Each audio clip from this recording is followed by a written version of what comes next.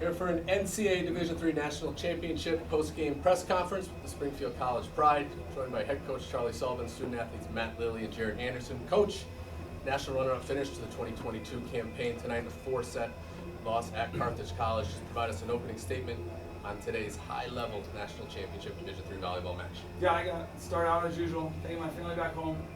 Long season, a lot of alone time or away from the house time, so I really appreciate all the support back home. I love you guys. Thanks so much. And yeah, it was a good match. I mean, when you hit 3-something inside out at 70% and lose a close game 3, and there was obviously some good volleyball going back and forth. So just really proud of my guys. Coach, congrats on a great season. Down 2-0, you took a little break in between the second and third sets. Bounced back really strong there. What were you saying to your team after the end of that second set?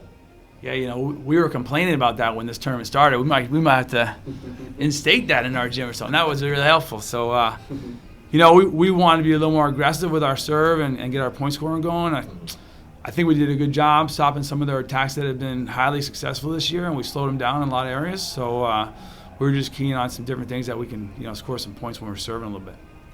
Speaking of slowing down that offense, Matt, you and the Pride did a tremendous job on the block. You finished with 4 on the night against the multiple All-American offense from the outside, Schmidt and Slavinsky. What were some of those blocking keys that you and Jarrett took and ran with so well in the match? Yeah, we were just trying to focus on what they were doing, trying to see where they were stepping and stuff, but really they were swinging well, so we were just trying to jump into the seams that they were swinging, and that's just what we did. Jarrett, you were the go-to guy for the offense, not just tonight, but all year long. What's it like to know you have to trust in your setter to side out in those big moments and be the primary point scorer for your team? It feels good that he has a lot of trust in me. I just go up and try to be as aggressive as I can every play. Coach, you did a nice job slowing down the middle. Zach Boltice had a really big night last night, slowed him down a bit, but it seemed like late in that 4-set, Carthage went back to the BIC. What were you talking to your middles about to key on with that middle BIC combination that the Firebirds have become so known for? I'll take your word for the stats because I can't see them without my glasses, one. But I thought their middles got going a little too much with us in Game 4. And we were trying to organize of stopping that, but I thought we took the BIC away a little bit. They went away for that, like I said, for quite a bit of time. And then, you know, at the end of the game, they scored a couple more points than we did. So it was really close. I thought we made some really good adjustments, and our guys, you know, showed a lot of character of not stopping in a hostile environment versus good team. And, you know, I thought we were able to put some things together. I think just as a credit to the gentleman sitting next to me and the gentleman in the locker room of all the enthusiasm, the character, and just good people they are. Lily, you're one of the elder statesmen of this Pride team. Obviously, I say that with as much endearment as I can. You've been with them for a long time. You've obviously been looked to as one of the trusted players on this team for on-court leadership and locker room leadership. Can you just run me through what it means to be here at this moment with this team right now, through all the struggles from last year with the COVID season and the match cancellations, and then just to be able to get from where you guys started at the beginning of the year to where you have ended today? Well, to start, so from the beginning of the year, we were a team that was short guys every game. First 10, 12 games, we were missing someone, whether we had COVID or injuries. So we knew we needed some strong leadership, and it's not just me. It was every single guy on our roster had leadership roles on our team. So I will take that as a thank you. But every guy stepped up. Noah Weislow stepped in. GC came in to serve every single time we needed him. So it's really just leaning on your brothers no matter what age you are. We don't have captains on our team. Like, we have leaders, and we're all leaders. So therefore, it's just being able to lean on the guys next to you no matter who's on the court. Jarrett, first taste of NCAA volleyball action for you in your career. You know, we mentioned the canceled season in 2020, the shortened season in 2021. What experiences are you going to take away from your weekend here at Carthage as you prepare to get back on this stage and capture a national title looking ahead to 23? Sorry, could you repeat that, please? Just talk a little bit about your experiences this weekend, how you plan on utilizing those for the future as you prepare to compete for a national title once again. Yeah, it was a great experience, especially the first 2 years being cut short, not having the chance to make it to NCAAs. It was just really great to come here and play, and hopefully next year we can come together, keep trusting each other, keep playing each other, and hopefully do it again. tough question, Coach. 5 minutes after the game, we're all processing a lot of information right now for sure, but yeah. And Coach, not to put you on the spot, but along with Matt, you have a really veteran squad this year, guys who have made contributions to this Springfield program, I think dating all the way back to 2017. Just talk a little bit about the relationships you've been able to build with those young men and what they've meant to your program at Springfield.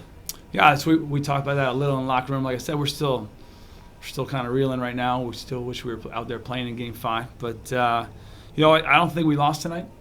I think when you put your heart and soul into something and you work really hard together and you care for each other, then it's really hard to lose. So I thought we did a good job of that. Coach, as proud as you are of the guys in uniform, one special gentleman joined you on the group this week, Conlon Shaw, relative to your partnership with Team Impact. Talk about what that was like to have Conlon here and what it's like from a perspective standpoint to know that Conlon was in the locker room with you guys after today's match. Yeah, it was great. We were so excited that Team Impact was able to fly Conlon out with his mother and expenses covered.